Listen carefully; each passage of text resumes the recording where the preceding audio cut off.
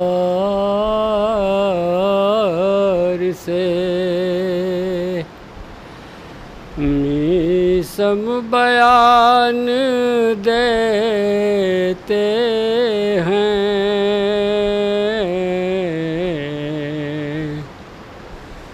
फराज़दार से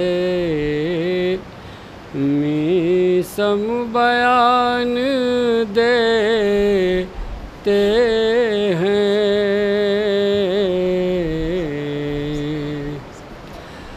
और फराज़दार से मीसम बयान देते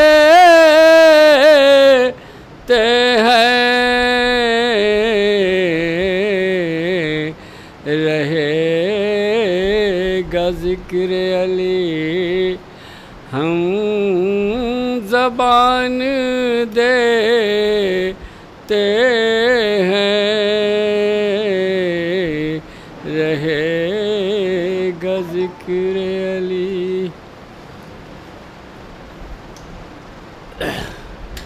और लुटा के घर को ये बोले हुसैन दुनिया से, और लुटा के घर का ये बोले हुसैन दुनिया से, कि हम उसूलों पे और इस तरह जान देते हैं, कि हम उसूलों पे और सफ़े बनाओ मुहिब्बों के नाम की मीसम, और सफ़े बनाओ मुहिब्बों के नाम की मीसम, और नमाज सैयदे वाला जान देते हैं, नमाज सैयदे।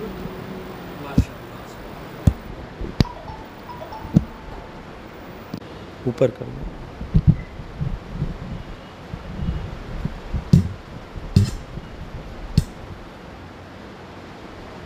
ऐसे कर दो, उसको इधर खींच ले। नहीं नहीं,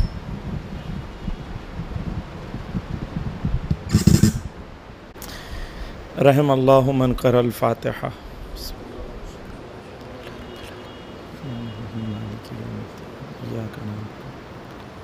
इहदिनस सिरातल मुस्तक़ीम सिरातल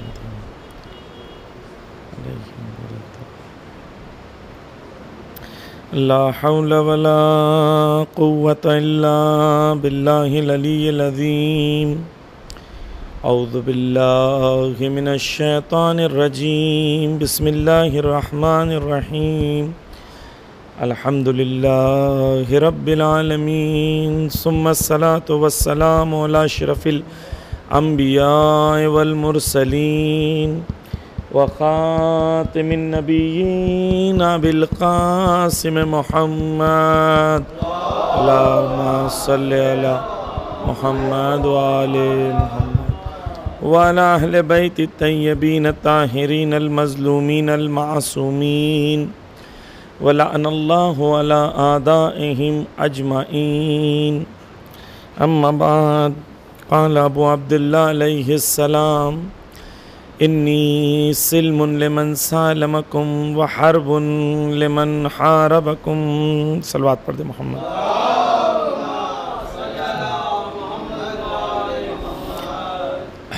अज़ान गिरामी, दुनिया के हालात इस वक्त आपकी निगाहों में हैं और करबला और अज़ादारी का असर पूरी दुनिया में क्या है उसकी भी हमने उसका भी मुशाहिदा कर लिया पूरी दुनिया में।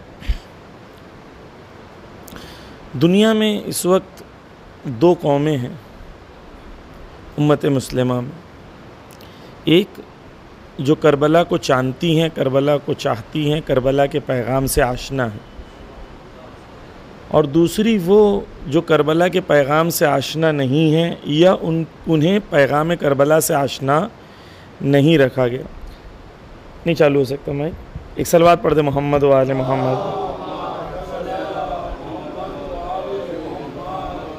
फिर सलवात पढ़े मोहम्मद व आले मोहम्मद। अल्लाहुम्मा सल्ली अला मोहम्मद व आले मोहम्मद।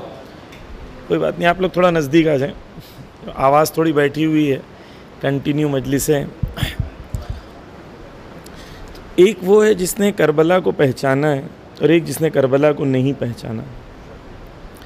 दो ही कौमें इस वक्त दुनिया में हैं और जो करबला ने मियार दिया था इंसानियत के लिए, वो मियार वही है ता क़यामत। यानी मियार नहीं बदला, चेहरे बदलते रहे, किरदार वही है, नाम बदलते रहे, किरदार वही है। करबला वालों का किरदार भी वही है, मुखालिफीन का किरदार भी वही है, मुनाफिकीन का किरदार भी वही है, झूठे उलमा का किरदार भी वही है, हाकिमों का किरदार भी वही है।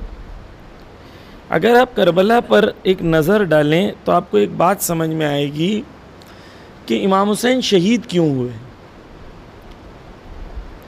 जिस वजह से इमाम हुसैन शहीद हुए थे उसी वजह से आज गाज़ा में मारे जा रहे हैं लोग। तारीख़ में आप मुतालिया करेंगे तो आपके लिए वाज़ेह हो जाएगा। खूब इमाम हुसैन क्यों शहीद हुए। पहले तो इमाम हुसैन ने क़याम किया, और जब इमाम हुसैन ने क़याम किया तो किसी ने इमाम हुसैन का साथ नहीं दिया। क्यों साथ नहीं दिया। इमाम हुसैन अलैहिस्सलाम के साथ जो मदीना में लोग रहते थे उन लोग नहीं पहचानते थे इमाम हुसैन को कि इमाम हुसैन कौन है। पहचानते थे ना, फिर साथ क्यों नहीं दिया। रहने दे, अगर परेशान यार यार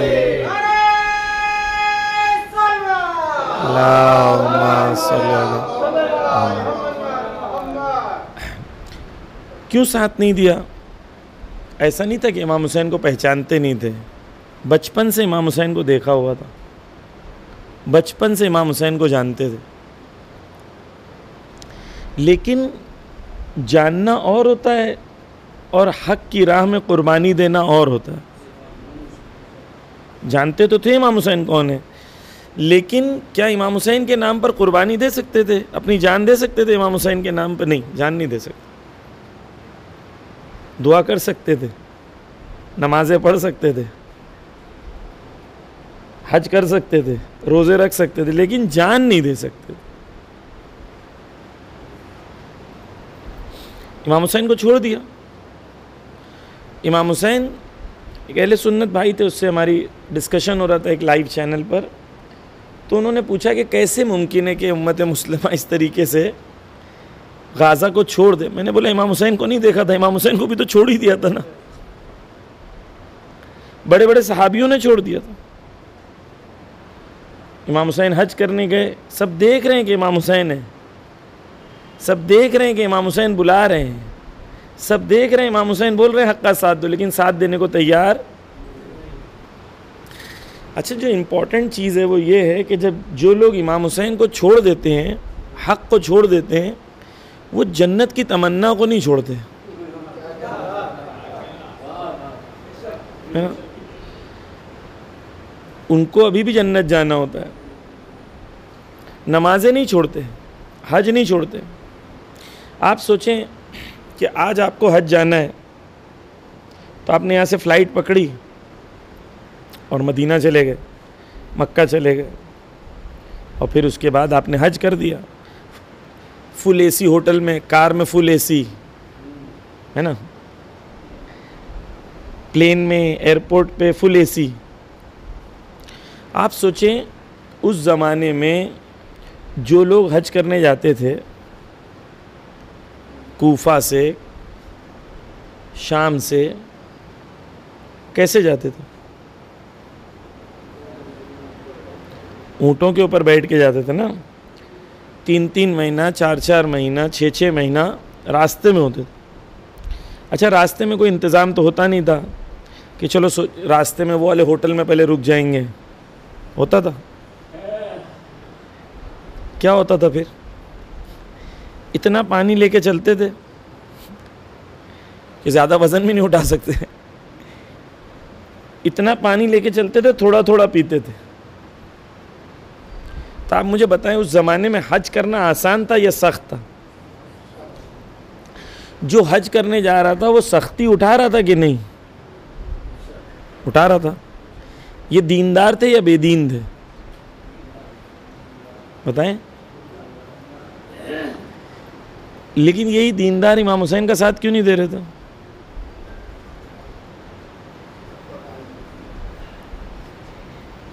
कुर्बानियां उठाने को तैयार हैं उस हद तक जिस हद में मुझे जान देनी नहीं पड़े, मुझे जेल जाना नहीं पड़े, मुझे जालिम से मुकाबला करना नहीं पड़े, तब तक दीन है।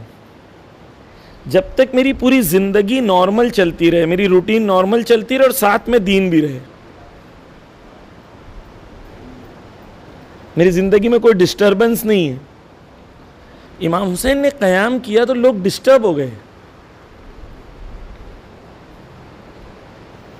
एक शख्स था अब्दुल्ला जोफ़ी,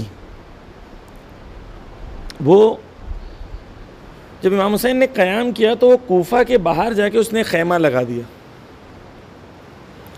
और खैमा लगा के वो ये कहता है कि यार इमाम हुसैन ने ये क्या क़याम कर दिया, मेरी लाइफ को डिस्टर्ब कर दिया। मैं चाहता था अब बैठ जाएं, कोई बात नहीं, इंशाल्लाह इतनी पब्लिक को तो मैं संभाल लूँगा, इतनी आवाज़ अभी ख़राब नहीं हुई, तो बैठ जाइए आप, तशरीफ़ रखें। सलवात पढ़ दे मोहम्मद व आले मोहम्मद और अल्लाहुम्मा सल्लि अला मोहम्मद व आले। अब्दुल्ला जोफ़ी ने इमाम हुसैन को कहा, अपने साथी को कहा कि ये हुसैन ने क्या फितना खड़ा कर दिया। मैं चाहता था कि मैं इबादतें अच्छे से करूं, नमाज़ें पढ़ूं, इबादतें करूं, क्या ये मुसलमानों के दरमियान फितना खड़ा कर दिया है, अब इससे लोगों की जानें जाएंगी। अब मुझे हुसैन मिलेंगे तो मैं हुसैन को समझाऊंगा। ये जो उलमा को समझाने वाले हैं ये आज नहीं है, उस ज़माने से थे,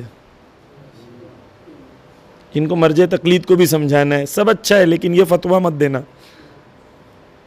मर्ज़े तकलीद को भी मानते हैं अपनी कंडीशन पे, ये फतवा दोगे तो नहीं मानूंगा। उन लोगों ने इमाम हुसैन अलैहिस्सलाम उससे मिलने हैं, इमाम हुसैन अलैहिस्सलाम ने उसको समझा दिया हक बातिल क्या है। वो कहता है कि मैं आ नहीं सकता आपके साथ जंग के लिए, ये मेरा घोड़ा ले लो, ये घोड़ा इतना तेज़ भागता है, ये तलवार ले लो, ये तलवार इतनी महंगी है। इमाम हुसैन ने कहा घोड़ा मेरे पास जुलझना है और तलवार मेरे पास शमशीर है, मेरे पास शमशीर वो है जो अली की शमशीर है, तो मुझे ना तलवार चाहिए ना घोड़ा चाहिए, मुझे तू चाहिए। आया नहीं, नमाज पढ़ रहा है, रोज़ा रख रहा है, लेकिन वो नमाजें और हैं जो खुदा के दीन के लिए क़याम करने पे मजबूर करती हैं, और वो नमाजें और हैं कि नमाजों के ज़रिए से खुदा के दीन से इंसान फ़रार करता है, नमाज के ज़रिए फ़रार कर रहा है, हक़ व बातिल की जंग के अंदर वो आना नहीं चाहता। तो इमाम हुसैन को क्यों छोड़ा? क्योंकि तवज्जो कीजिए, उन लोगों ने एक ऐसा दीन बना लिया था जो दीन में हुसैन ना भी हो तो दीन चल रहा है उनका। वो दीन में हक़ और बातिल की जंग के अंदर मुझे कुछ भी नहीं करना है, फिर भी मेरा दीन चल रहा है।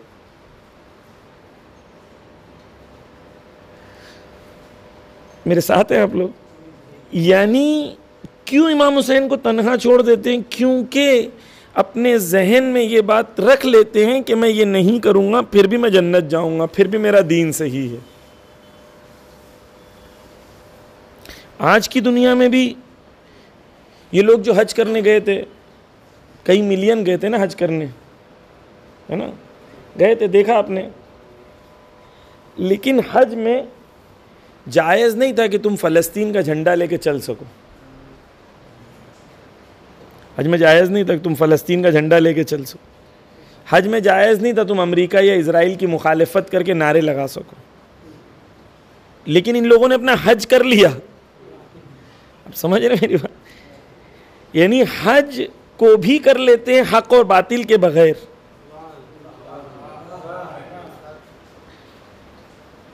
दीन क्यों आया था? खुदा कुरान में कहता है बिस्मिल्लाहिर्रहमानिर्रहीम, लक़द अरसलना रुसुलना बिलबय्यिनाति व अंज़लना मअहुमुल किताब वल मीज़ान लियक़ूमन्नासु बिलक़िस्त। खुदा ने दीन क्यों भेजा? खुदा कहता है यकीनन मैंने दीन भेजा, रसूलों को भेजा, उनके साथ खुली हुई दलीलें भेजी, उनके साथ किताबें नाजिल की, उनके साथ हक़ व बातिल का मीज़ान भेजा। क्यों भेजा? तो खुदा कहता है ले यक़ूमन्नासु बिलक़िस्त, ताकि इंसान क़याम करें और अदल व इंसाफ को कायम करें। तो नबी क्यों आए थे? नमाज पढ़वाने, रोज़े रखवाने। ये सब चीज़ें अपनी जगह ज़रूरी हैं, लेकिन ये सब चीज़ें वो हैं जो इंसान को और समाज को तैयार करती हैं ताकि एक समाज आदिलाना और अदल व इंसाफ की बुनियाद पर एक समाज कायम हो सके। अगर हमने कोई ऐसा दीन माना है जो दीन हमें सिस्टम नहीं देता, वो सिस्टम जो अदल व इंसाफ को कायम करने पे मजबूर करे, यानी हमारे पास कंप्लीट दीन नहीं है। हमारे पास कंप्लीट दीन कब होगा? जब वो दीन जो नबी लाए थे, जो अंबिया लाए थे। हज़रत मूसा किससे लड़े? फ़िरौन से। टॉपिक क्या था? मूसा की प्रॉपर्टी पे फ़िरौन ने कब्जा कर लिया था, ये टॉपिक था। फ़िरौन ने मूसा का माल खा गया था, ये टॉपिक था। ये टॉपिक था कि नहीं? बताएं? नहीं था ना। बल्कि फ़िरौन के घर में मूसा पल रहे हैं, अच्छे खासे महल में रहते, बॉम्बे की लैंग्वेज में पंगा लेने की क्या ज़रूरत थी, है ना? घर में रहते, महल में आराम से। लेकिन नबी आया क्यों? जालिम से मुकाबला करने के लिए। दीन क्यों है? ताकि समाज में अदल व इंसाफ हो, जालिम से मुकाबला हो। तो फ़िरौन का मुकाबला किसने किया? मूसा ने। इब्राहीम ने क्या किया? अपने ज़माने के जालिम से मुकाबला किया। रसूलुल्लाह ने अपने ज़माने के कुफ़ारों से मुकाबला किया। इमाम हुसैन ने यजीद से मुकाबला किया। क्यों? यजीद ने तो इमाम हुसैन को बोला था बैत कर दो, सेफ है, कोई प्रॉब्लम नहीं है, टेंशन नहीं है, घर पे रहो आराम से, है ना? तो इमाम हुसैन ने क्यों क़याम किया? क्यों? क्योंकि दीन हमारा अदल इंसाफ की बुनियाद के ऊपर। अगर हम आज़ादारी कर रहे हैं लेकिन आज़ादारी के ज़रिए से अदल इंसाफ का कायम होना हमें समझ में नहीं आ रहा है, हक़ व बातिल समझ में नहीं आ रहा है, तो हम कौन सी आज़ादारी कर रहे हैं?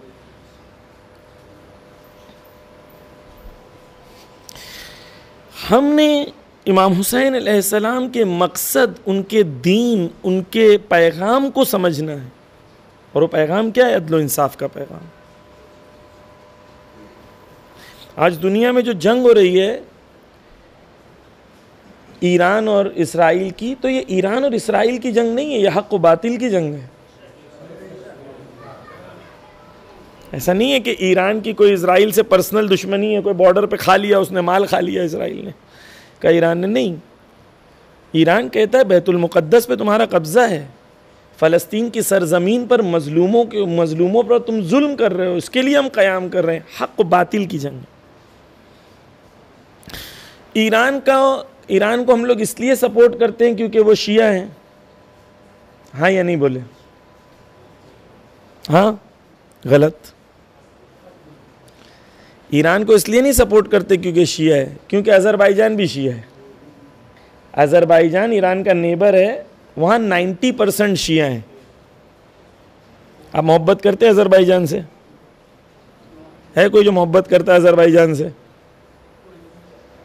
है ना? कोई नहीं। अज़रबैजान का प्रेसिडेंट कौन है मालूम है? किसी को मालूम? हम ईरान से मोहब्बत इसलिए नहीं करते क्योंकि शिया हैं, हम इसलिए करते हैं क्योंकि वहाँ हमें किरदार हुसैनी नज़र आता है। शिया कौम नाम के पीछे नहीं जाती, किरदार के पीछे जाती।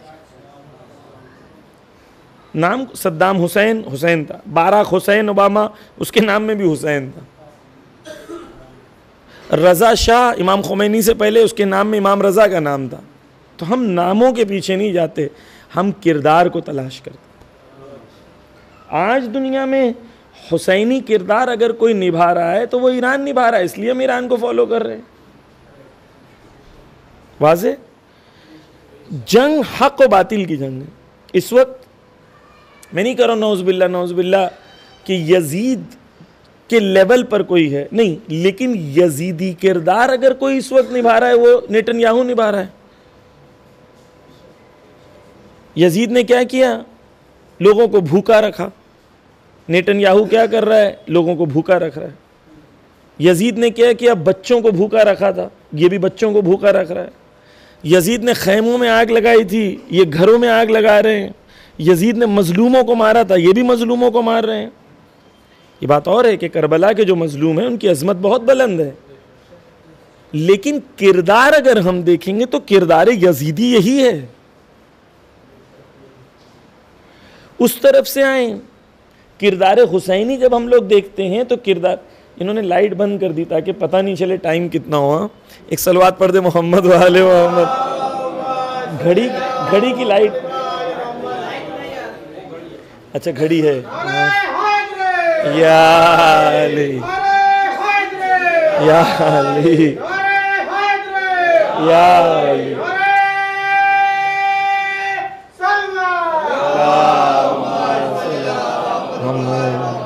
खुदा आपकी आवाज़ को सलामत रखें, इंशाल्लाह थोड़ा हिस्सा हमें भी मिल जाए इंशाल्लाह उसका, इंशाल्लाह मौला आपको सलामत रखें इंशाल्लाह। तो एक तरफ यजीदी किरदार हमें नज़र आता है, दूसरी तरफ अज़ीज़ान गिरामी उलमा का किरदार। वो उलमा जो मुनाफिक थे। इमाम हुसैन के कत्ल का फतवा किसने दिया? जाहिलों ने नहीं दिया था, उलमा ने दिया था, पढ़े लिखों ने दिया था। हर ज़माने में ऐसे उलमा मिलेंगे जो कटमुल्ला होंगे और जो दरबारी मुल्ला होंगे। ये लोग जितना दीन का नुकसान पहुंचाते हैं उतना कोई नहीं पहुंचा सकता, क्योंकि जानकार होते हैं। इमाम हुसैन अलैहिस्सलाम, देखिए हमारे अहले सुन्नत भाइयों क्या अफसोस की बात है कि दलीलें इतनी कमज़ोर होती हैं कि उनके यहाँ एक दलील है कि अगर कोई भी खलीफा बन जाए, कोई भी खलीफा बन जाए, हाँ, और वो हाकिम हो, उसके खिलाफ किसी ने भी खुरूज किया तो वो काफिर हो जाएगा। किसी ने भी खुरूज किया तो वो काफिर हो जाएगा, चाहे वो जाबिर और जालिमी खलीफा क्यों ना हो। किताबों में उनकी लिखा हुआ है। लेकिन जिसने कयाम किया है, अगर ये उसको मार दे, अल्लाहुम्मा सल्ली अला मुहम्मद व आले, ये उसको मार दे, किसको? उस खलीफा को, और ख़ुद खलीफा बन जाए, तो अब ये हक पे है, जिसको मार दिया वो बातिल हो गया। दलील है उनके। क्यों? क्योंकि हाकिमियत मुसलमान की अब इसके पास आ गई है। अगर इसके खिलाफ कोई कयाम करेगा तो हर जो मर्ज होगा। इसलिए जो भी खलीफा बन जाए, सही बने गलत बने, उसके खिलाफ कयाम हराम है। दलील समझ गए? इसी दलील की बुनियाद के ऊपर इमाम हुसैन के कुफ्र का फतवा आया और इमाम हुसैन अलैहिस्सलाम के कत्ल का फतवा आया। इमाम हुसैन काफिर क्यों हो गए? नौजुबिल्ला, क्योंकि खलीफा वक्त के खिलाफ कयाम किए, और क्योंकि खलीफा वक्त के खिलाफ कयाम किया इसलिए वाजिबुल कत्ल भी है। यही दलील है। तो ये उलमा थे जिन्होंने फतवे दिए और जालिम हुकूमतों को स्टैंप किया कि तुम इमाम हुसैन को मार सकते हो, उनको शहीद कर सकते हो। आज अगर नेतन्याहू या ट्रंप जुल्म कर पा रहा है तो क्यों कर पा रहा है? क्यों कर पा रहा है? इसलिए क्योंकि मक्का और मदीना के उलमा ने साइन किया है। मदीना और मक्का की हुकूमत जहां पर है वहीं पर ट्रंप आता है। उसी ज़माने में, उसी हफ्ते में कई 100 बच्चे मारे जाते हैं, लेकिन ना इनके उलमा उफ कहते हैं, ना इनके हाकिम उफ कहते हैं। अब देखें, वही सिनेरियो है। अगर ये उलमा मक्का और मदीना से फतवा दे दें, हज के दौरान फतवा दे दें, तो क्या होगा? लेकिन दे नहीं सकते, क्योंकि ये उलमा खुदा के हुक्म के पाबंद नहीं हैं, अपने हाकिम के हुक्म के पाबंद हैं। तो क्यों मारे जा रहे हैं? इसलिए क्योंकि करबला में भी उस ज़माने में भी कुछ उलमा थे जिन्होंने ये किरदार निभाया कि वो जो हाकिम और जालिम था उसको फतवे दिए, कहा कि मार सकते हो। और आज के उलमा भी यही किरदार अदा कर रहे हैं। उस ज़माने में जिन्होंने इमाम हुसैन का साथ नहीं दिया, क्यों साथ नहीं दिया? क्योंकि दुनिया की मोहब्बत थी। यही था ना, और क्या था? इमाम हुसैन अलैहिस्सलाम का साथ क्यों नहीं दिया? क्योंकि इमाम हुसैन का साथ देंगे तो मारे जाएंगे, शहीद हो जाएंगे। जब शहीद हो जाएंगे, वैसे तो होते नहीं है शहीद, सब थोड़ी ना शहीद हो सकते हैं। जब सब खड़े हो जाएंगे तो दुश्मन खुद डर जाएगा, लेकिन खौफ होता है दिल में कि शहीद कर दिए जाएंगे। रिजल्ट क्या हुआ? हुब्बे दुनिया की वजह से लोगों ने इमाम हुसैन को तन्हा छोड़ दिया। इमाम हुसैन रोज़े आशूर कहते हैं, जब सब शहीद हो गए उसके बाद इमाम हुसैन कहते हैं, अन्नास अबीदुद्दुनिया, लोग दुनिया के अब्द हैं, दुनिया के ग़ुलाम हैं, दुनिया के पुजारी हैं। व दीनुन लाइकुन अला अलसिनतिहिम, दीन उनके ज़बान पे रखा हुआ एक लुक़मा है जिसे वो चटकारा ले लेके, बड़े मज़े ले लेके दीन को एंजॉय करते हैं, दीन के मज़े लेते हैं।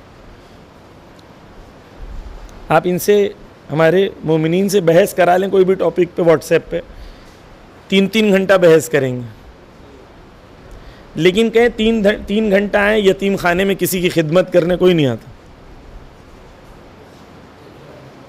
मज़ा लेने दीन का बड़ा सबको मज़ा आता है। दीन जब तक मज़ा लेने के लिए है, इमाम हुसैन कहते हैं जब तक सबको मज़ा आता है, नासो भी दुनिया, दीन, लोग दुनिया के ग़ुलाम, दीन के चटकारे लेने बोले बड़े बड़े चटकारे लेंगे, बड़े बड़े मज़े लेंगे, लेकिन जैसे ही इनको बलाओं में डाल दिया जाता है तो ये दीन को थूक देते हैं। मौला हुसैन कहते हैं कल्लत दयानून, और फिर दीनदार बहुत कम बाकी रहते हैं। इमाम हुसैन कब कह रहे हैं? रोज़े आशूर। क्या कह रहे हैं? लोग दुनिया के गुलाम हैं, दीन तब तक पसंद है जब तक दुनिया उनको दे रहा हो, और जब दुनिया का नुकसान उठाना पड़े तब दीन को थूक देते हैं। कौन कह रहा है? मौला हुसैन। कब कह रहे हैं? रोज़े आशूर। आज दुनिया में लोग क्या हैं? इनके पास दीन ज़बानों पर है, दीन चटकारा है ज़बानों का, दीन ज़बानों पर है। सिर्फ हक और बातिल के बीच में आते हैं तो दीन को छोड़ देते हैं, थूक देते हैं दीन को। बहुत कम दीनदार बाकी रहे। आज हक और बातिल की जंग हुई, कितने दीनदार बाकी रहे?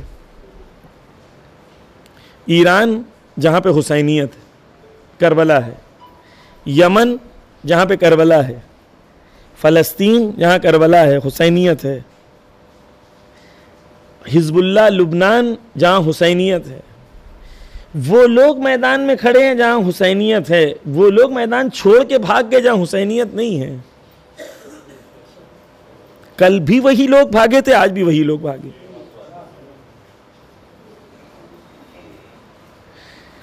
अगर आप जितना मैंने बातें पेश की उसके ज़रिए से अगर आप तवज्जो करेंगे तो आप एक चीज़ को एनालाइज कर लेंगे कि करबला आईना है, इसमें ज़माना बदलता है, नाम बदलते हैं, लेकिन किरदार वही दोहराए जाते हैं।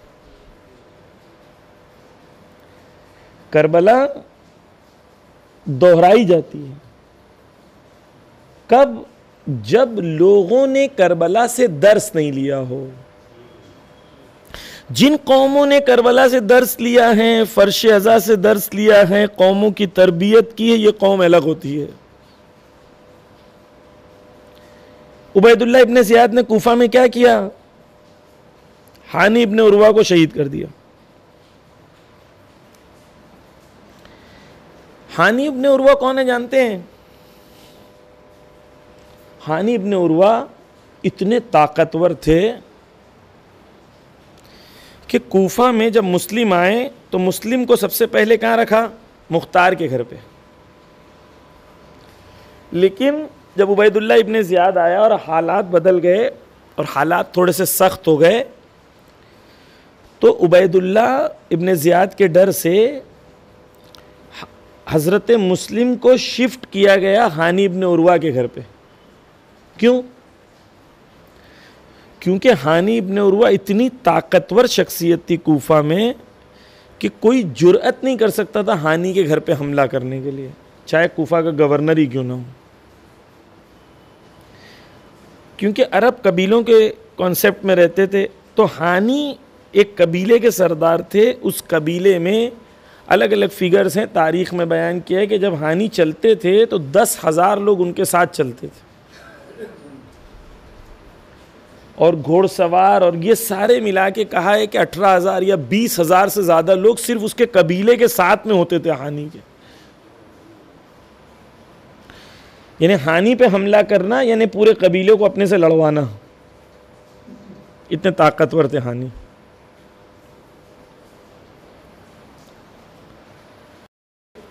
हानी को तवज्जो कीजिए, हानी के घर पे मुस्लिम है। यहाँ पर जासूसों की भी बात कर लें कि हानी के घर पे मुस्लिम हैं, ये उबैदुल्लाह इब्ने ज़ियाद को नहीं पता था, लेकिन हानी के घर पे एक नौकर था, उसने जासूसी किया और उबैदुल्लाह इब्ने ज़ियाद को पता चल गया।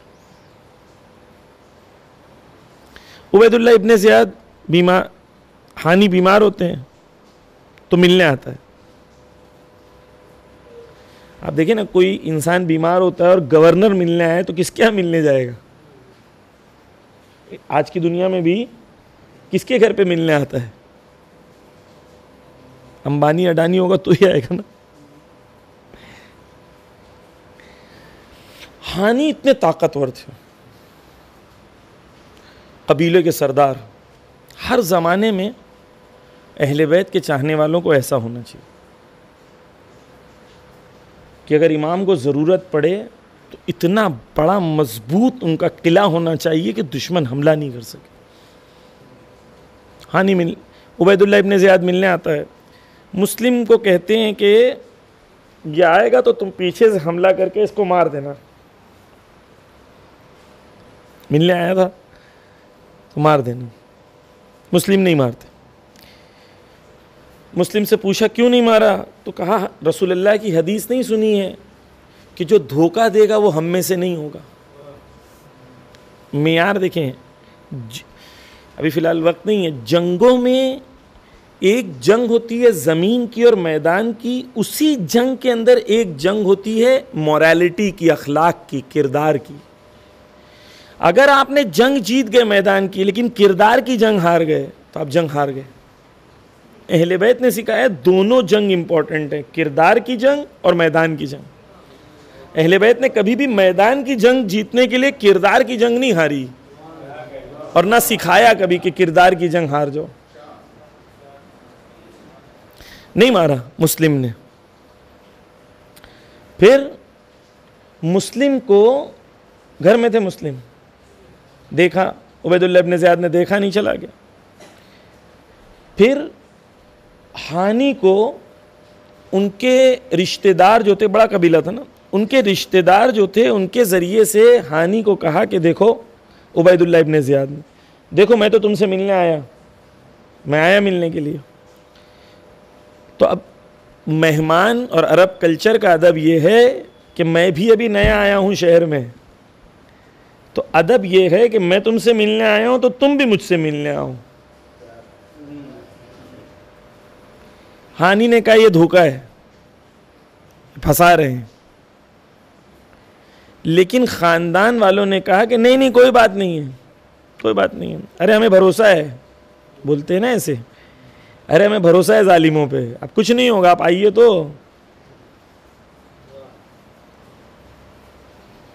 वो हानि को कन्विंस करते हैं और ले जाते हैं,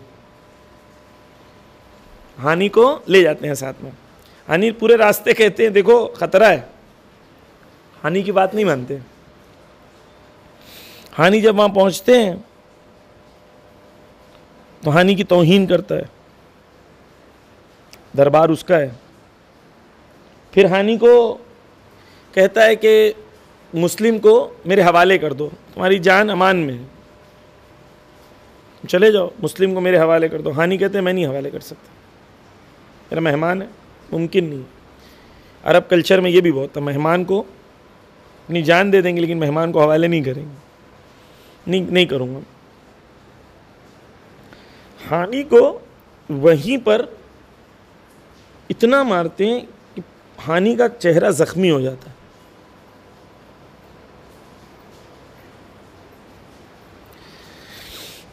अब यहाँ पर देखें, कौमों के अंदर बसीरत, जब लोगों को पता चला कि हानि कहाँ पर है, किले के अंदर है। मुख्तारनामा देखा है आप लोगों ने या नहीं देखा? कुछ लोगों ने देखा, कुछ लोगों ने नहीं देखा। हानि कहाँ पर है? अंदर। पूरे किले को किसने घेर लिया? शियों ने। ताकतवर कौन है? हाँ, शिया ताकतवर हैं उस वक्त या उबैदुल्लाह इब्न ज़ियाद ताकतवर है?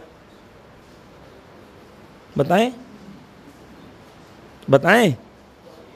शिया ताकतवर हैं क्योंकि उनके अंदर इतने लश्कर नहीं है जितने बाहर खड़े हैं, घेर लिया है।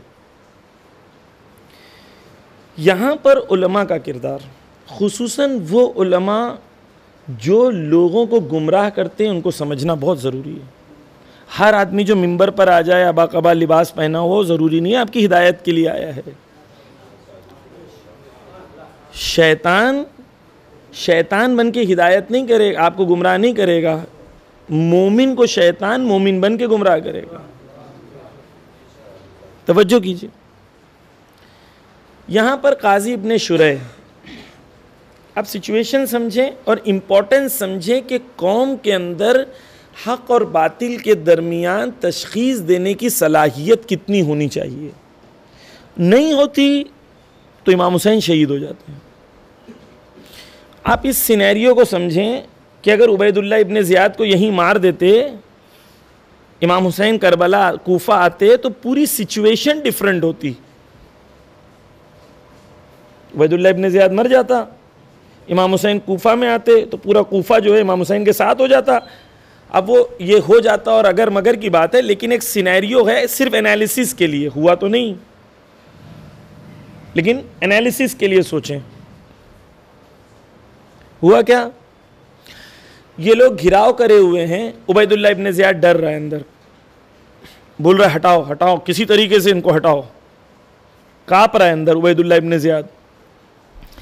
पहला उसने क्या किया, प्रोपोगेंडा किया फेक न्यूज़ का, ये फैला दिया कि एक बहुत बड़ा लश्कर शाम से आ रहा है यजीद का,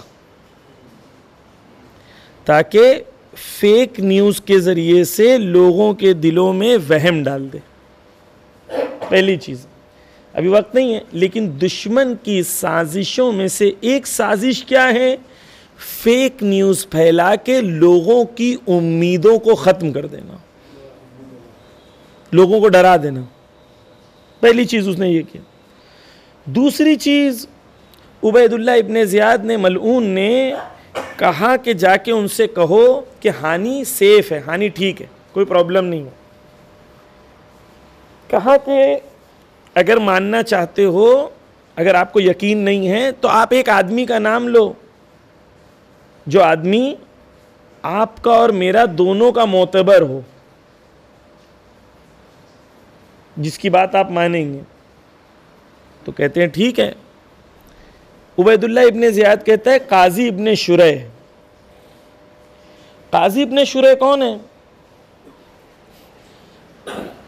फोटो नहीं है मसलन, लेकिन अगर आप तसव्वुर करें कि आयतुल्लाह जैसा कोई चेहरा हो, बड़ी दाढ़ी हो, बूढ़ा हो, सफ़ेद हो, गोरा हो, इस टाइप की शख्सियत है। नमाज पढ़ने वाला, अल्लाहु अकबर कहने वाला, तस्बीहें पढ़ने वाला, ये लोग से खबरदार रहना, यही लोग हैं। काजी इब्ने शुरैह क्योंकि मुक़द्दस माप था, मुक़द्दस दिखता था, लोगों ने कहा ठीक है, काजी इब्ने शुरैह जो कहेगा सच कहेगा, और हम मानते हैं काजी इब्ने शुरैह को दिखा दो। इनको क्या कहना चाहिए था, हानि अगर सेफ है तो हानि को बाहर भेजो, हानि को खुद दिखाओ, हानि खुद हमें कहें। इन लोगों ने ये नहीं कहा, बसीरत नहीं थी, धोखा खा गए। आप लोग भी कहते हैं ना मौलाना, आप भी कुम से आए हैं, वो भी कुम से आए हैं, आप भी ईरान से आए हैं, वो भी ईरान से आए हैं, वो ऐसे कहते हैं, आप ऐसे कहते हैं। हर ज़माने में आपको ऐसे लोग मिलेंगे, आपको फैसला करना, हक व बातिल में आपको फैसला करना। काजी इब्ने शुरैह आए, मलून आया, वो कहता है मैंने हानि को देखा, हानि का पूरा चेहरा ज़ख्मी था। तवज्जो कीजिए, बड़ा दर्स है इसमें। मैंने हानि का चेहरा देखा, तो हानि के चेहरे में मैंने देखा कि पूरा खून से ज़ख्मी, खूनालूद है हानि का चेहरा। मैंने उस वक्त ये सोचा कि अगर मैंने हानि का साथ दे दिया और बाहर जाके बोल दिया कि हानि ज़ख्मी है, तो उबैदुल्लाह इब्ने ज़ियाद मुझे मार देगा, तारीख़ में लिखा है ये। तो मैंने ये ज़रूरी समझा कि मैं अपनी जान बचा लूँ। तवज्जो कीजिएगा, ये जो आलिम नुमा लोग होते हैं, ये लोग जब भी जुल्म करते हैं, जब भी बुराई करते हैं, अपने लिए इस्लामी तौजी बना के करते हैं। आज मक्का मदीना में जो बैठे हैं, आप उनको जाके बोलें क्यों साथ नहीं दे रहे हो, कुरान की 10 आयतें आपको सुना देंगे।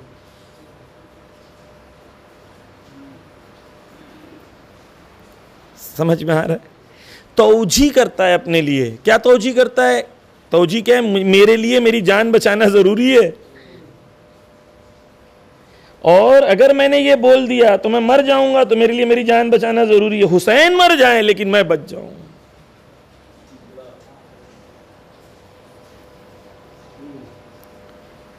बाहर जाता है, किले के ऊपर जाता है, वहां जाके कहता है मैंने हानि को देखा, हानि जिंदा है। इस तरीके से अल्फाज कहता है कि लोगों को समझ में नहीं आए कि हानि जख्मी है। सब चले जाओ, आप अपने घर चले जाओ। सब चले जाते। जब सब घर गए, लश्कर बाहर निकला, एक एक को घर से निकाला, कैद खानों में डाल दिया। हानि को ले गए छत पे, हानि को शहीद कर दिया। आप मुझे बताएं, हानि की शहादत इस वजह से हुई कि उबैदुल्लाह इब्ने ज़ियाद ताकतवर था, या इस वजह से हुई कि जो शिया थे उनके अंदर बसीरत की कमी थी? शिया या जो भी उस ज़माने में कूफा में थे, आप जो भी उनका नाम दें, हानि के ही शिया कह लें, छोड़ दिया ना। करबला कब होती है? जब उम्मत के अंदर बसीरत नहीं होती। और जो कौमें करबला से दर्स ले लेती हैं, वो उम्मतों के अंदर बसीरत आ जाती है, और जब बसीरत आती है तो फिर दोबारा करबला नहीं होती। समझ में आया? करबला कब होती है? जब उम्मत के अंदर बसीरत ना हो।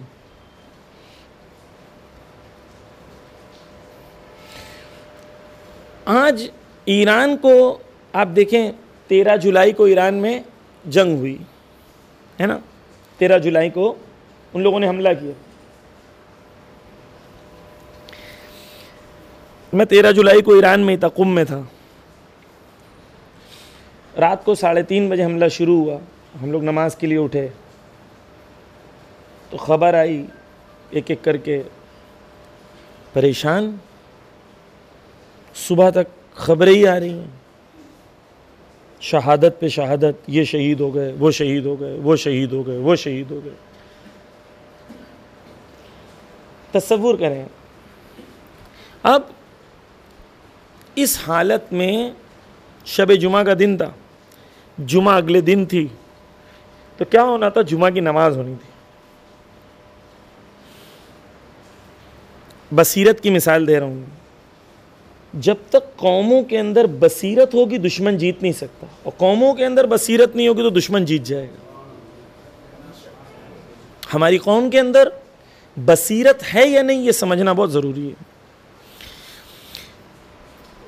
गौर करिए क्या हुआ 13 जुलाई को। 13 जुलाई को इन लोगों ने टॉप लेवल के कमांडर को मार दिया। इनका प्लान था कि रहबर मुअज़्ज़म और ईरान के प्रेसिडेंट और शूरे मिल्ली को भी मार देने, लेकिन उसमें कामयाब नहीं हो पाए। हमला किया था प्रेसिडेंट के ऊपर, लेकिन मार नहीं पाए। रहबर को भी मारने का प्लान था। प्लान ये था कि रहबर को मार दो और इन सब को मार दो, कमांडर्स को मार दो, फिर क्या होगा?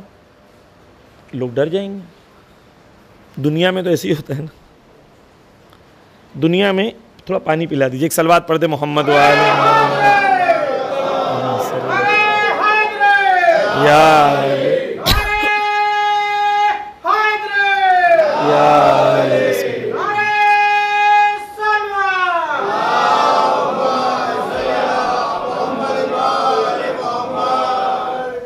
तो दुनिया में क्या होता है कि आप सब मिलिट्री कमांडर्स को मार दो, रात को 2:30 बजे से अगले दिन शाम को 7:30 बजे तक जितने ईरान के एयर डिफेंस सिस्टम थे उस पर कब्ज़ा कर लिया था इजराइल ने, हैक कर लिया था जासूसों के ज़रिए। यानी ऊपर हवा में मारने के लिए कुछ है नहीं ईरान के पास। रात को 2:30 बजे से कितने बजे तक? 7:30 बजे तक शाम को। इसी बीच में खबरें आ रही हैं शहादतों की, और आसमान के ऊपर फाइटर जेट्स हैं। वाज़ेह है हालत क्या है। कोई खुशी की खबर नहीं आ रही है, कोई बदले की खबर नहीं आ रही है, सिर्फ ये है कि मर रहे हैं, शहीद हो रहे हैं। अब सवाल ये है कि जुमा की नमाज होगी कि नहीं। अगर जुमा की नमाज में हमला हो जाता है तो क्या होगा? सवाल ये था होगी कि नहीं होगी। ऐलान हुआ कि जुमा की नमाज होगी, ऊपर फाइटर जेट्स हैं, कितने लोग आएंगे नमाज में? मैं कुंभ में था, कुंभ में 13-14 साल में मैंने इतने लोग नहीं देखे थे जुमा में जितने उस दिन देखे।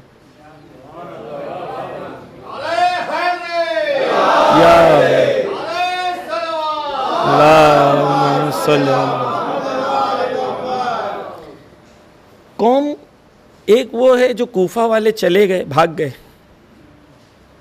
एक दूसरी कौम है जिसने करबला से दर्स लिया और कहा मार दोगे ना, हम तो शहादत तलब कौम है, जिसने फर्श अज़ा से और अज़ादारी से ये दर्स लिया था कि शहादत सबसे बड़ा मर्तबा है। वो मैदान में आ गए। अब पूरी दुनिया की कैलकुलेशन परेशान है। ये तब नहीं आए मैदान में जबकि ईरान ने मारना शुरू कर दिया, नहीं, सिर्फ खबरें आ रही थी शहादत की, तब आए मैदान में। ये नहीं बता रहे कि हम ताकत में होंगे तब मैदान में आएंगे, नहीं, हमारा लीडर जब तक मैदान में, जब तक हम मैदान में। क्यों आए मैदान? अच्छा, नारे क्या लगा रहे हैं? नारे लगा रहे हैं इंतकाम इंतकाम वस्सलाम वस्सलाम। सिर्फ एक जुमला, हमें इंतकाम चाहिए और कुछ नहीं। कूफा में नारे, कुंभ में नारे लग रहे हैं हैदर हैदर खैबर खैबर, हैदर हैदर खैबर खैबर, कि हम हैदर के मानने वाले हैं, खैबर को हम याद, खैबर हम ही उखाड़ेंगे। ये कब नारे लगा रहे हैं, कब लगा रहे हैं? बहुत इंपॉर्टेंट है ज़ानी गिरामी, बसीरत इसे कहते हैं कि अपने रहबर पर इतना भरोसा हो कि लोग शहीद हो रहे हैं फिर भी आप अपने रहबर के साथ खड़े रहो। इन्हें हमने तारीख से दर्स लिया ना, रसूल अल्लाह पर हमला हुआ, ऐलान हुआ माता मोहम्मद, मोहम्मद मर गए, सब भाग गए, है ना। हम वो नहीं थे, हम ना कल भागे ना आज भागे। बहुत इंपॉर्टेंट है जाने के हमें, लेकिन ये कह देना बहुत आसान है। लेकिन मैं खुद उस जुमा की नमाज में था। क्या नमाज थी वो, आंखों से आंसू बह रहे हैं, हर इंसान की नमाज पढ़ रहा है। खुदा से बस एक ही दुआ थी, खुदा तू हक की इज्जत रख लेना, तू जालिम को जलील कर देना। हर इंसान बस नारे जोश। मैंने वीडियो शेयर किए थे, जवानों ने देखा होगा इंस्टाग्राम पे। जोश जो था उस जुलूस का, काबिले, ये बेवकूफ़ इंडियन न्यूज़ चैनल वाले हंस हंस के कह रहे थे हो रेजीम चेंज आने वाला है, रेजीम चेंज आने वाला है। जाहिलों को बिल्कुल खबर नहीं थी, लेकिन कौम के अंदर बसीरत थी, कौम मैदान में खड़ी रही। देखिए, करबला का असर है, ये आज़ादारी का असर है। जिस आज़ादारी पुर असर आज़ादारी होती है उसका असर होता है।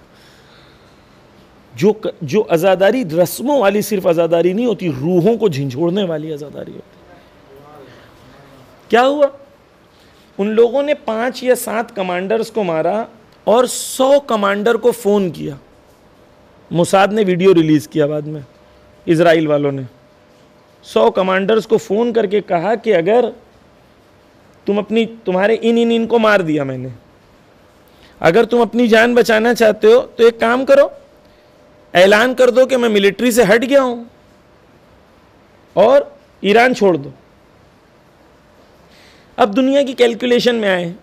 दुनिया की कैलकुलेशन में अगर आपके टॉप 5 कमांडर मर गए और नीचे 100 लोगों को कॉल आए कि हमारे पास एक्यूरेट इंफॉर्मेशन है कि तुम कहां हो, सबको मारा एक्यूरेटली, तुमको भी मार देंगे,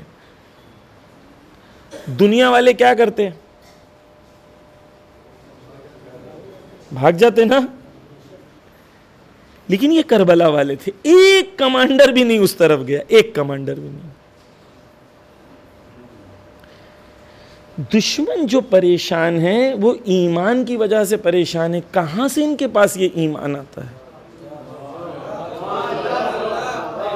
क्यों मौत से नहीं डरते? क्यों रहबर मुअज्जम ऐसे हैं कि 85 साल का शख्स, 85 साल का शख्स, एक तरफ ट्रंप और एक तरफ पूरी दुनिया, और एक तरफ वो 85 साल का एक बूढ़ा इंसान। दुनिया परेशान है। कहां से आती ताकत? करबला से, फर्श अज़ा से, अज़ादारी से, शहादत तलबी से। ये अजीज़ान ने कहा, ये फर्श अज़ा कौमों को जिंदा कर देती है। लेकिन जब फर्श अज़ा मकसद हुसैन से जुड़ जाए, सिखाए लोगों को, बसीरत की दर्ज दे, करबला सिखाए, पहचानवाए कि देखो उस ज़माने में भी ऐसे थे, इस ज़माने में भी ऐसे हैं। आप देखें, इसी ज़माने में कुंभ में पड़े हुए आपको लोग मिलेंगे, कहेंगे कि रहबर का फ़ोटो मत लगाओ, आयतुल्लाह सिस्तानी का फ़ोटो मत लगाओ। यानी इस्राइल, अमेरिका और इनके बीच में एक कॉमन चीज़ है, वो क्या है? रहबर की दुश्मनी, इनकलाब से दुश्मनी। आपके अंदर बसीरत नहीं होगी तो आप हर आने वाले के पीछे जो है चले जाएंगे। लेकिन अगर आपके अंदर बसीरत होगी तो आप मेयार देखेंगे। ज़माने गैबत में मेयार मर्जे तकलीद और निज़ाम विलायत फ़क़ी है। अगर किसी को विलायत फ़क़ी अभी तक समझ में नहीं आया तो उसको ज़्यादा डिटेल पढ़ने की ज़रूरत नहीं है। उसको इतना समझ लेने की ज़रूरत है कि दुश्मन की मिलिट्री का एक हेड होता है, वो जालिम की मिलिट्री का हेड होता है, इस्लामी हुकूमत का भी एक हेड होना चाहिए, है ना? जो इस्लामी हुकूमत का हेड होगा उसे वली फ़क़ी कहते हैं। इस्लामी हुकूमत का, अच्छा, जो इस्लामी हुकूमत का हेड है वो कौन होना चाहिए? आलिम होना चाहिए कि जाहिल होना चाहिए? अगर आप गोलानी के मानने वाले हैं तो आपके लिए जाहिल होना चाहिए, अगर हम अली खामेनाई के मानने वाले हैं तो आलिम होना चाहिए, है ना? या अब्बास, या अब्बास, या अब्बास, या अब्बास,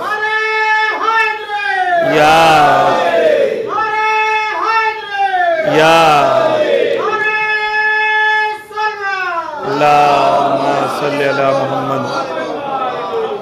यानी एक सिस्टम है आज दुनिया के अंदर रहबरियत का, लीडरशिप का। अब लीडर या तो शुजा होगा या बुज़दिल होगा। वली फ़क़ी की शर्तों में से एक शर्त जो मर्जे तकलीद की शर्त, मुज्तहिद की शर्त है, वो सारी शर्तें हैं, और उसके साथ कुछ शर्तें इजाफा हैं जो वली फ़क़ी में होना चाहिए, जो इस्लामिक गवर्नमेंट का लीडर है। एक, शुजा होना चाहिए, फतवा दे, जब दुश्मन कहे सरेंडर तो शुजाअत से मैदान में आके कहे हैहात मिन्नत ज़िल्ला, शुजा होना चाहिए। दूसरी उसकी शर्त है कि ज़मान शनास होना चाहिए, जिस ज़माने में ज़िंदा है ज़माने के हालात से बाखबर होना चाहिए। जब कोफ़ी अनान, जो पहले का यूनाइटेड नेशन का चीफ था, वो आयतुल्लाह खामेनाई से मिलने गया तो उसने कोई अफ्रीका के देश का नाम लिया, तो आयतुल्लाह खामेनाई ने कहा कि वो देश में 4 मुश्किलें हैं, 1 2 3 4, ये मुश्किलें हल कर देंगे तो वो देश की मुश्किल हल हो जाएगी। तो कोफ़ी अनान उनको देख रहा था कि आपको देश के बारे में मालूम है? वो यूनाइटेड नेशन के चीफ से ज्यादा आयतुल्लाह खामेनाई उस मुल्क के बारे में खबर रखते थे। जमान शनास होना चाहिए, उसको पता होना चाहिए ज़माने में क्या चल रहा है, शुजा होना चाहिए, मुदब्बिर होना चाहिए, उसके पास प्लानिंग की सलाहियत होना चाहिए, तदबीर होना चाहिए। देखिए ईरान में भी पता चला कि आयतुल्लाह खामेनाई जंग के टाइम पर एक्चुअली आयतुल्लाह खामेनाई तमाम हुक्म दे रहे थे, तमाम मिसाइल्स आयतुल्लाह खामेनाई उसमें थे, वो जो संगर होता है उसमें आयतुल्लाह खामेनाई थे, कहीं और नहीं थे। शुजाअत भी चाहिए, तदबीर भी चाहिए। कैसी तदबीर चाहिए कि पहले दिन ईरान जो मिसाइल बनाता है, अल्लाह ने बहुत इज्जत बख्शी इस कौम को, खुदा की कसम इतनी इज्जत बख्शी सिर्फ करबला की वजह से और सिर्फ आज़ादारी की वजह से, बेशक यानी इसमें कोई शक नहीं है। ईरान ने पहले दिन जब हमला किया, जब इनके एयर डिफेंस सिस्टम शाम को 7:30 बजे चलने लगे, तो ईरान ने रात को पहला हमला जब किया तो कई सौ मिसाइल फेंके, कई सौ मिसाइल फेंके, मिसाइल और ड्रोन मिला के। जितना अपना आउट ऑफ स्टॉक सामान था, 10 साल पुराना, 15 साल पुराना, वो सब फेंक दिया, है ना। क्यों? क्योंकि जब ईरान मिसाइल मारता था तो इनकी मिसाइल जो जाती थी, इनकी जो मिसाइल जाती थी उसका खर्चा इनको आता था $10,000, $15,000, $20,000। वो जो सामने से मारते थे रोकने के लिए, उनका खर्चा आता था $1 मिलियन। तदबीर देखें, प्लानिंग देखें। दूसरी चीज उन्होंने ये किया कि इन्होंने जब इसराइल ने मारा एयर डिफेंस सिस्टम, तो इन्होंने कैच कर लिया कि कहां कहां से एयर डिफेंस सिस्टम इनके चल रहे हैं। इतने मारे कि सारे चले। फिर जब समझ गए कि यहां से आ रहे हैं, आखिरी दिन 3 मारा। एक दिन पहले जिस दिन उन लोगों ने हाथ जोड़ के माफी मांग ली, भाई कि भाई बस हो गया, 3 मारा, सिर्फ 3, और तीनों के तीनों एक्यूरेटली जाके ऐसे लगे कि नेतन्याहू ने कॉल करके कहा ट्रंप को, भाई प्लीज हाथ जोड़ते हैं, बस नहीं हो पाएगा। पहले दिन से 12वें दिन तक क्या क्या मराहिल तय करना है, रहबर को पता होने चाहिए। तदबीर। ईरान ने जोश में कोई होगा तो पहले दिन ही सब इस्तेमाल कर देगा। ईरान ने अपनी जो लेटेस्ट टेक्नोलॉजी है, सिर्फ उसमें से 3 या 5 मिसाइल इस्तेमाल करी हैं, बाकी सारी पुराना डेटा था, उस पे ये घुटनों पर आ गए। रहबर जो होता है इस्लामी, अब आप मुझे बताएं, वली फकीह आपका होना चाहिए कि नहीं होना चाहिए? होना चाहिए ना। बगैर वो टेक्निकल चीजें छोड़ दें, जंग के बाद जंग को चलाने के लिए एक रहबर होना चाहिए कि नहीं? होना चाहिए ना। वो रहबर मुज्तहिद होना चाहिए कि नहीं? होना चाहिए ना। मुज्तहिद जो है वो शुजा होना चाहिए कि नहीं होना चाहिए? मुदब्बिर होना चाहिए कि नहीं होना चाहिए? इसी को वली फकीह कहते हैं। सिंपल। जंग के बाद तो वली फकीह सबको समझ में आ जाना चाहिए। यही निज़ाम विला। तो मेयार क्या है अज़ीज़ाने गिरामी? ज़माने गैबत में ये मिंबर पे जो बैठे, वो आपको मरजइयत से और निज़ाम विलायत फ़क़ीह से जोड़ रहा है तो आपके ऊपर एहसान कर रहा है, तोड़ रहा है तो ख़यानत कर रहा है। ये मेयार है। क्योंकि वो आपको इमाम हुसैन तक पहुंचाएंगे, इमाम हुसैन आपको खुदा तक पहुंचाएंगे। निज़ाम है, हमारा सिस्टम है। इस सिस्टम को फॉलो करना है ज़माने गैबत में। अल्हम्दुलिल्लाह अज़ीज़ाने गिरामी, खुदा ने हमें वो चीज़ें दिखाई जो हमसे पहले कभी शियत को नहीं दिखाई। कभी नहीं देखा शियत ने इतना इफ्तिखार। जहाँ चले जाओ सर बुलंद करके जाओ, शिया आ रहा है ना। ऑफिस पे जाते हो करके चलते हो, हाँ हम ईरान वाले हैं। हर सुन्नी आपका दोस्त कहता है मान गए भाई, मान गए। है या नहीं? इतनी इज्जत खुदा ने बख्शा। क्यों बख्शा? निज़ाम विलायत फ़क़ीह की वजह से और मरजैयत की वजह से। और इन लोगों ने कहाँ से लिया? करबला की वजह से। बस अज़दानी गैबत में इस निज़ाम से जुड़े रहें। बड़े बहरूपी आएंगे, जब भी आपके पास आएंगे तो आपको ये नहीं कहेंगे ये बुरे हैं, आपको कहेंगे देखो ये हैं, ये करबला इमाम हुसैन से टकरा रहे हैं, आप इमाम हुसैन को मानो, इनको छोड़ दो। किससे टकरवाएंगे? अज़ादारी से इनको लड़वाएंगे, इमाम हुसैन को इनसे लड़वाएंगे। देखें, जब अहले सुन्नत को, इन लोगों को रसूल अल्लाह से दूर करना था, दुश्मनों को, तो उन्होंने ये तो नहीं कहा कि रसूल अल्लाह को छोड़ दो, ये कहा, क्या कहा? कहा रसूल से मत मांगो, डायरेक्ट अल्लाह से मांगो। रसूल को किससे लड़वाया? अल्लाह से,